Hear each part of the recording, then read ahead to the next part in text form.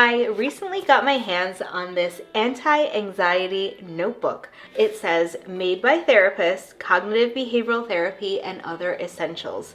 It's like they took all of the things I loved and smushed it into one product. So let's dive in and see what I think about the anti-anxiety notebook.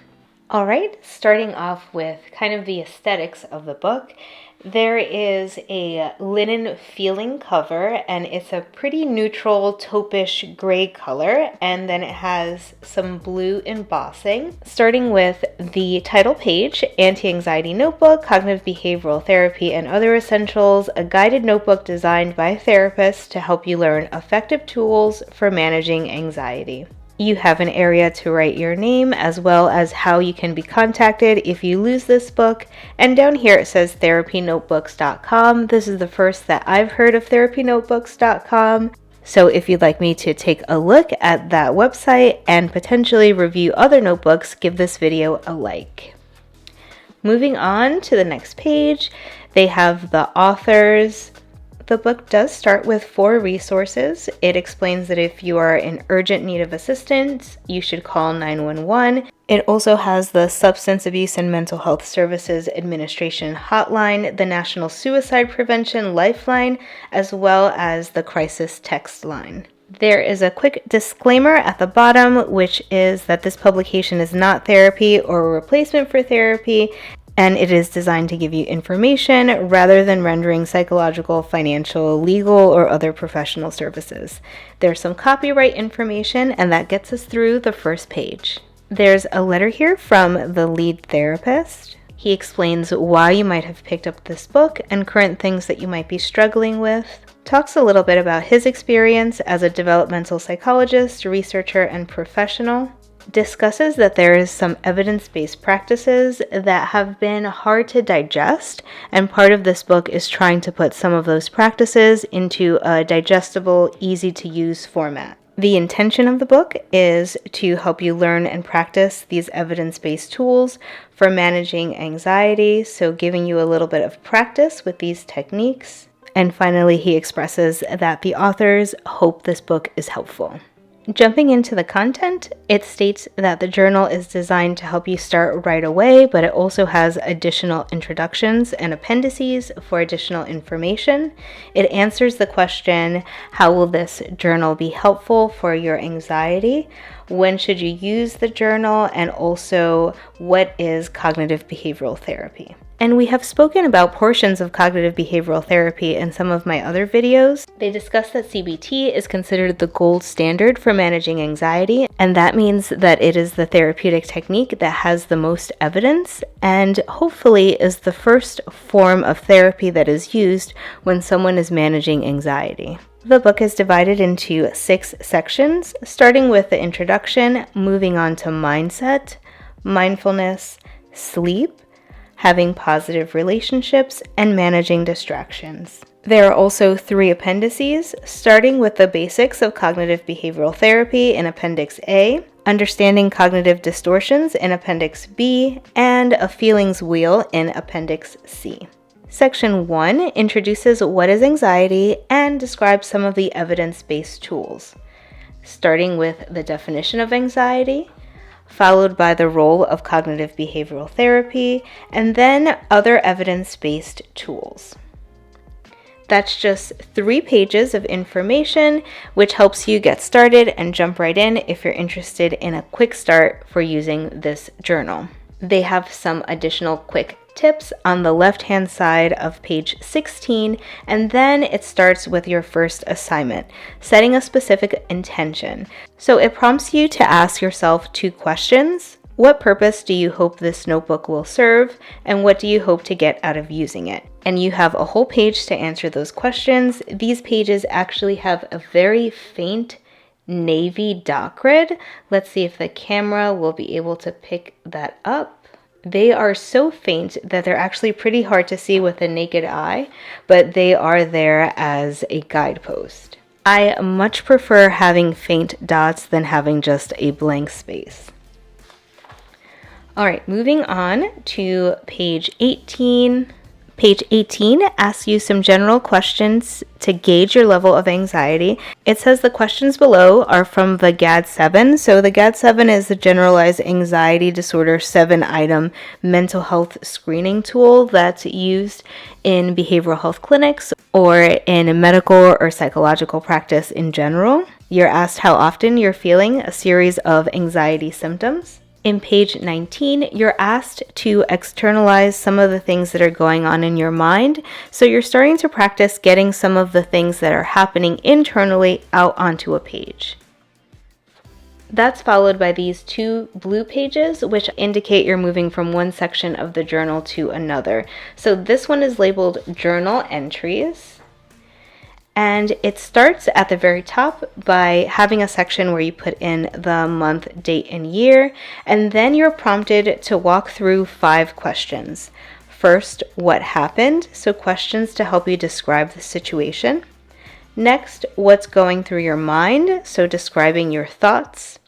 That's followed by what emotions you're feeling, and that includes identifying how intense those feelings are. Then, what thought patterns do you recognize? This portion is encouraging you to identify and name potentially maladaptive thought patterns or ways that you think about a particular situation. And finally, section 5 encourages you to challenge your thoughts and to consider how you might think differently about the situation. This is the first time that we're seeing these 5 questions in this notebook, and it provides you quite a bit of explanation as to what they're looking for with answering each of these 5 questions.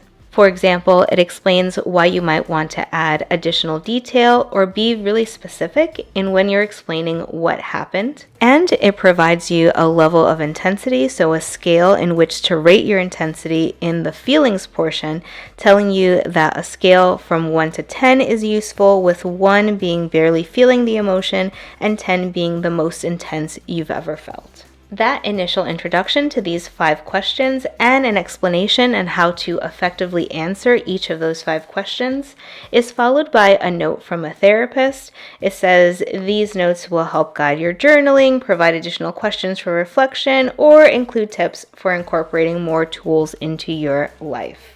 That's followed by a blank space.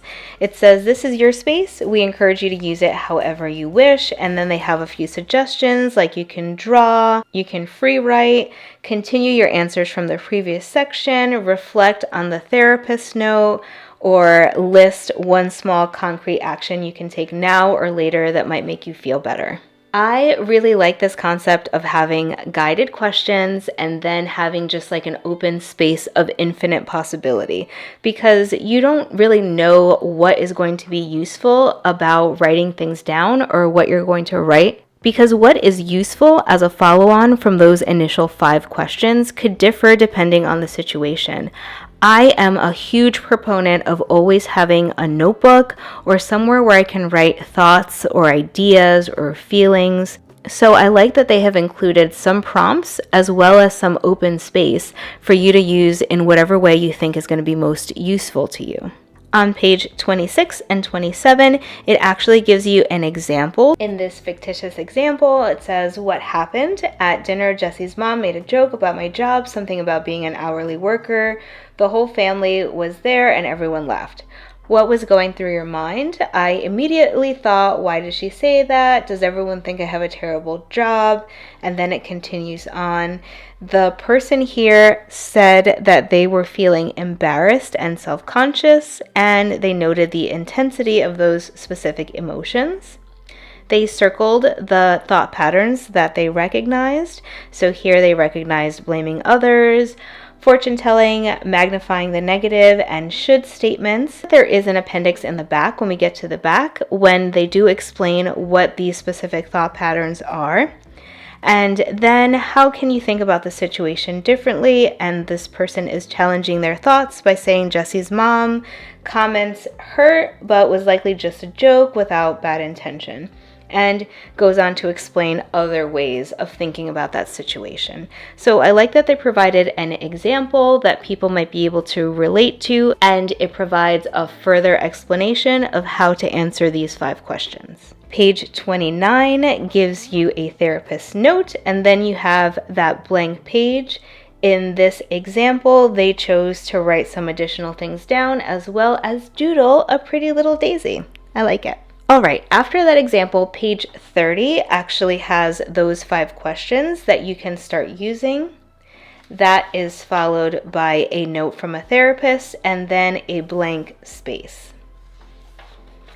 After that, you have an additional 5-question prompt, the same 5 questions. That's followed by a therapist note and then that blank space. That continues until page 49. So you have 5 iterations of those 5-question prompts and then 5 blank sheets afterwards that you can use for anything that might be helpful. After that, you go into section 2, which is mindset. And for this, they have a 2-page explanation on mindset and how that's related to anxiety and to change. It has a reference and citation here that they utilize to write this summary. And then there are also 3 mindset related tips for managing anxiety. There are 2 check-in questions, that's what they're labeled at the very top here, related to the mindset piece that was just discussed in the previous pages. And then there's some information on how you can synthesize or incorporate that information that you learned on mindset into your journaling practice. So it has 3 ways that you can do that. You can look at your last sections and look for patterns. Are there situations, thoughts, or feelings that are more distressing or more frequent? What approaches for reframing your thoughts are working best for you so far? And what's one thing that you can do differently for the next section of journal entries? You're going to have 5 journal entries between mindset and section 3, which is mindfulness. So we're seeing a pattern here that you had 5 entries between section 1 and 2 and 5 entries between sections 2 and 3. In section 3, you're going to learn a little bit about mindfulness, the power of breath. There is a citation at the bottom of this page, and the mindfulness discussion or explanation is again about 2 pages, 1.5 pages. Then there are 3 tips related to mindfulness. That is followed by the 2 check-in questions related to mindfulness and ways that you can integrate the information you just learned by reviewing your past journal entries. So these 3 questions are the same questions that you got in the last section. So look through your last journal entries, identify situations, thoughts, or feelings. So patterns that are more distressing or more frequent, what approaches for reframing your thoughts are working best, and then what's one thing that you can do differently in the next section of your journal entries. So this is really encouraging you not just to enter things into your journal, but also to have some dedicated time to reflect back and revisit what's been happening, learn from what has been working, change what hasn't been working, and moving on into the next portions of the journal. That is going to be followed by, again, 5 journal entries. Those are those prompts and that blank page after it. Section 4 focuses on sleep. It has the citation at the bottom of the page here. And then for sleep, it looks like they have about I would say, again, a page and a half. That's split up into page 107 and 108. And then there are 3 sleep-related tips. As you can imagine the pattern here, you have your 2 check-in questions related to the topic of sleep. And that is followed by your 3 questions, encouraging you to reflect back on your last portion of journal entries. The next section in this journal is positive relationships and the role of support. There is again the citation here at the bottom. There is the summary of positive relationships and their role in mental health and anxiety specifically.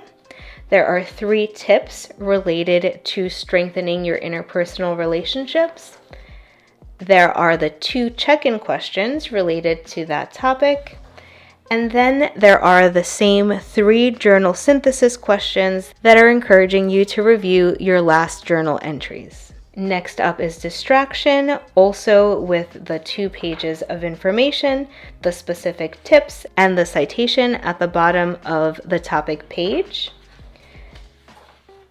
You have your check-in questions related to distraction this time, the same 3 journal synthesis questions, and that is followed by the space for 5 of your journal entries. I really like that at the top of the page here, you have not just the date, but also the number of the journal entry. So you have done 26 journal entries if you make it this far. After those 5 entries for distraction, you have a section called Concluding and Checking Out. It says, congratulations on making it here. Hopefully you're feeling more grounded and better able to catch and reframe your anxiety-provoking thoughts. This section is a final checkout section, and it'll give you a chance to reflect on how things went and what learnings you can take with you as you move forward. So you are prompted to look at your initial check-in and then reflect on how things have changed. You are again asked those GAD-7 questions where you are asked how frequently you were bothered by certain feelings of anxiety. There's a section for you to reflect and identify patterns and highlights as you've moved through the journal. And then there are some appendices. Before we jump into the appendices, I do want to note that after the appendices, you actually have 5 more journal entries that you can use in the notebook. So after you've gone through and done your closeout and you've read through the appendices, there are some additional journal entries for you to use. One of my favorite parts of the journal is this addition of about 15 pages or so are added at the end, and they are just labeled notes. They have that faint dot grid again. This is just a nice space for you to add any notes, doodles, or additional things that you might want to keep within this journal. And I really appreciate how thoughtful they were in adding those additional blank pages here at the end. Some additional thoughts about the usefulness of this journal. I am a huge proponent of journaling practices in general. I think that journaling is highly underrated, both in the general public and within therapy. So I really think that there is an added benefit to have any kind of journaling practice.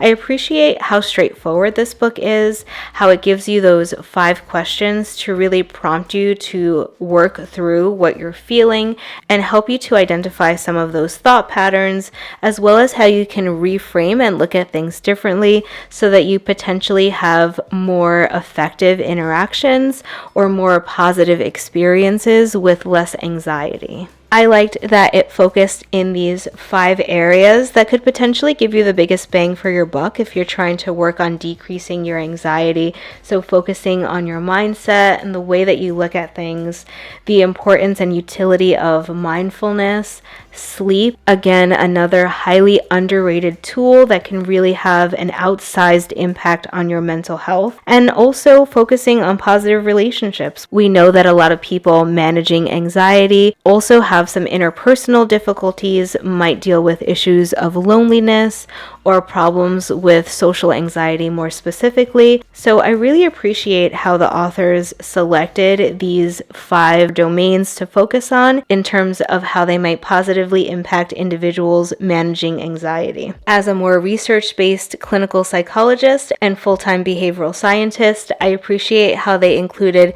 just enough citations so that people understood that they are communicating the ideas of others that have been supported by scientific studies. So overall, I think this notebook could be really useful for individuals trying to self-manage anxiety, as well as people that are working with a mental health professional. This could be a good adjunct or addition to therapy. Let me know what you think about the Anti-Anxiety Notebook, and if there are any other therapy notebooks that you want me to review, leave it in the comment section down below. Okay, coming back to those appendices. The first appendix goes through CBT, or Cognitive Behavioral Therapy basics, including a history, an explanation of what are automatic thoughts, the ABC model of emotion, which is a model of explaining emotions and behaviors used in CBT, where you identify a specific trigger or a specific situation